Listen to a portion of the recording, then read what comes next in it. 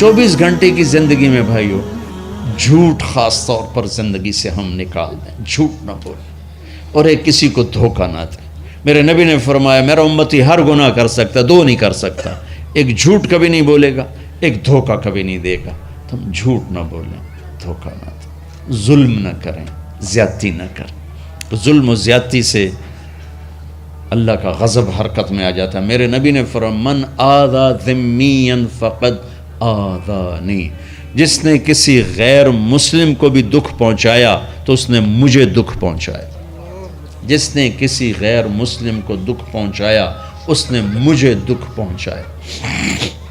میرے نبی نے تو اپنے ساتھ رہنے غیر مسلموں کے ساتھ اتنی رحمت للعالمین کا ثبوت دیا۔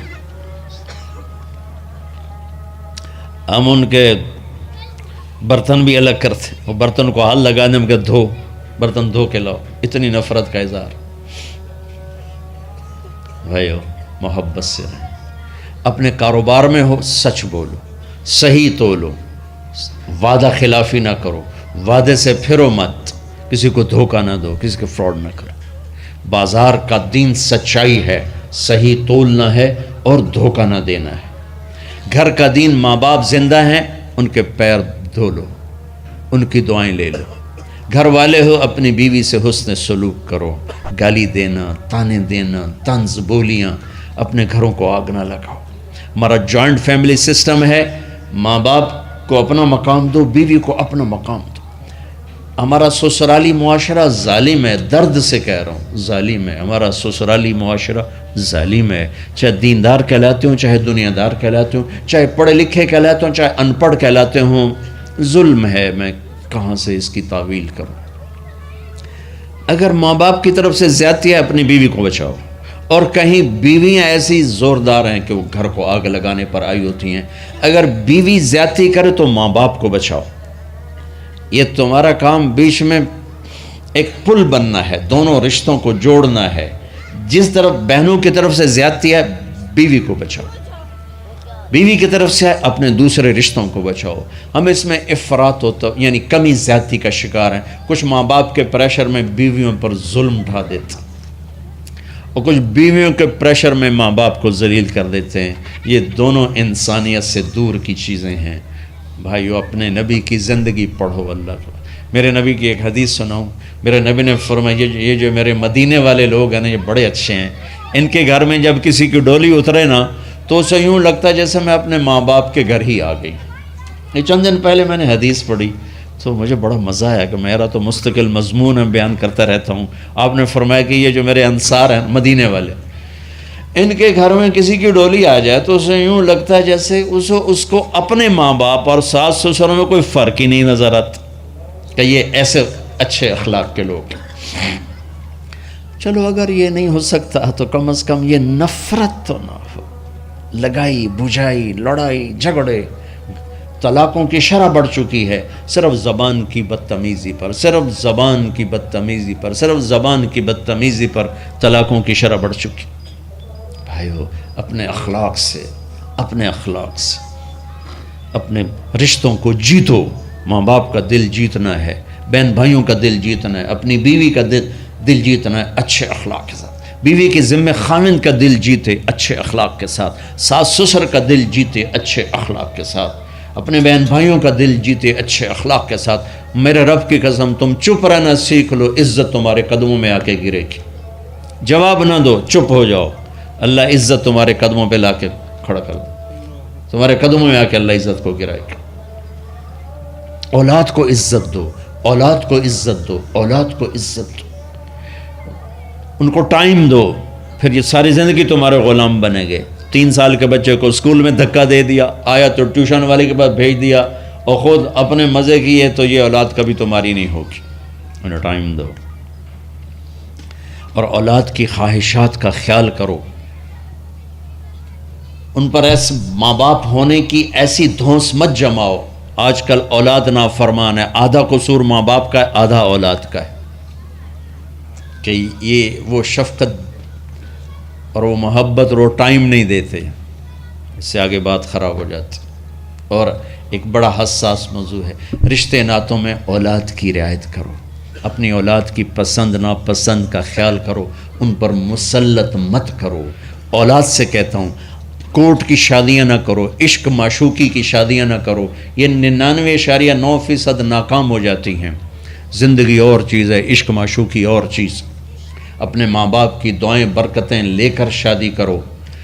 لیکن ماں باپ سے کہتا ہوں اگر کہیں بچی کہہ دے میں نے نہیں کرنی یہاں، تو اللہ کے واسطے اس کی رعایت کرو، اس کو گائے بھینس نہ بناؤ کہ جس قلے نال مرضی جا کے بن چھڈو۔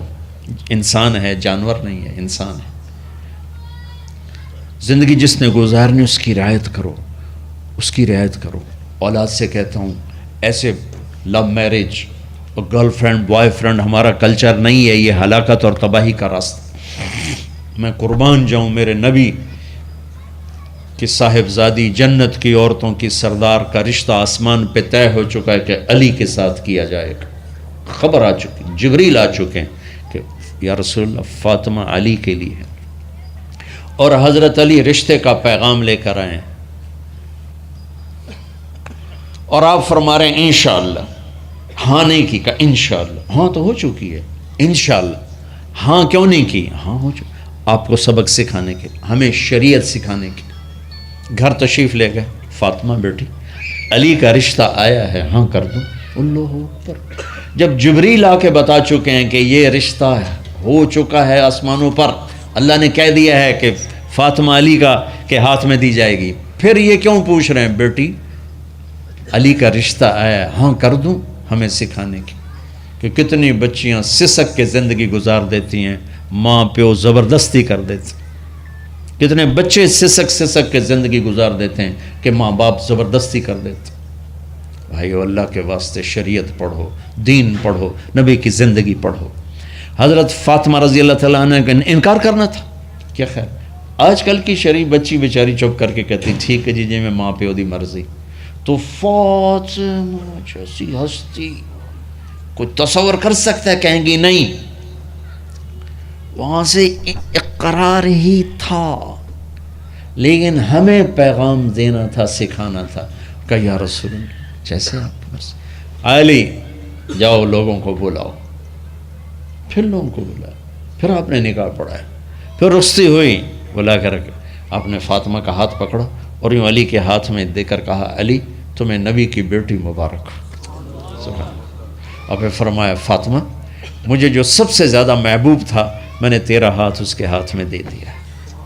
بھائی اللہ کے واسطے اپنی قومی زندگی سے نکلو، رواجی زندگی سے نکلو، پنجاب کی زندگی، پٹھانوں کی زندگی، بلوچوں کی زندگی، سندھیوں کی زندگی، یہ بت ہیں، ان کو توڑ کے نبوت والی زندگی، نبوت والی زندگی، نبوت والی زندگی وہ اختیار کریں گے، ہماری عورتوں بھی سکھی، ہمارے مرد بھی سکھی، ہماری اولاد بھی سکھی۔ تو سارے بھائی نیت کرتے ہیں نا اس کی انشاءاللہ، اللہ تعالیٰ ان کی بخشش فرمائے۔ تو آپ بھائیو ایک تو یہاں مرکز ہے اسماعیل، وہاں جایا کرو جمعرات کو، آپ کو فائدہ ہوگا۔ آپ کے پاس مسجد میں جماعت آ جائے ان کے ساتھ بیٹھا کرو، اس سے آپ کو انشاءاللہ فائدہ ہوگا۔ مہینے میں 3 دن جایا کرو، اس سے آپ کو انشاءاللہ راستہ ملے گا۔ اور دعا سے پہلے اگر کسی سے لڑے ہوئے ہو، مستورات میں کوئی کسی سے لڑی ہوئی ہے یا آپ کسی سے لڑے ہوئے ہو، تو کہ میں ہاتھ جوڑتا ہوں، مر جانے والی جگہ پہ کیا لڑائیاں، معاف کر دو، معاف کر دو، معاف کر دو، اللہ پہ چھوڑ دو۔ اپنے نبی کے ایک حدیث سنا کے دعا کرتے ہیں، آپ نے فرمایا مدینے والوں سے، مدینے والوں میرے بعد تمہیں تمہارا حق نہیں ملے گا، کیا کرو گے؟ کہا جی ہم تلوار اٹھائیں گے، حق لیں گے۔ آپ نے فرمایا اگر میں اس سے اچھی چیز بتاؤں کرو گے؟ کہا جی کیا؟ کہا حق کے لیے لڑائی نہ لڑنا، چھوڑ دینا، اور حوض کوثر پہ آ جانا، سارے پورے کروا دوں۔ اب یہ وعدہ مدینے والوں کے ساتھ نہیں ہے، یہ وعدہ ہر اس امتی کے ساتھ ہے جو جھگڑے سے بچنے کے لیے حق چھوڑ دے۔ اپنا حق لو، کوشش کرو، لیکن اگر لڑائی کی شکل ہے واپس ہو جاؤ کہ یا رسول اللہ آپ کے حوالے۔ آپ نے مدینے والوں میں ہمیں بھی شامل کیا ہے، جس کا حق مارا جائے اور لڑے نہیں، چھوڑ دے، صبر کر جائے، میرے انتظار کر آنکھیں بند ہونے کا کہ میرا نبی تیرا وکیل ہوگا اور اللہ جج ہوگا، ان ویکھیا فیصلہ کہندا ہوندا ہے۔ پھر تم اپنے حبیب کو اپنا وکیل بنا لو۔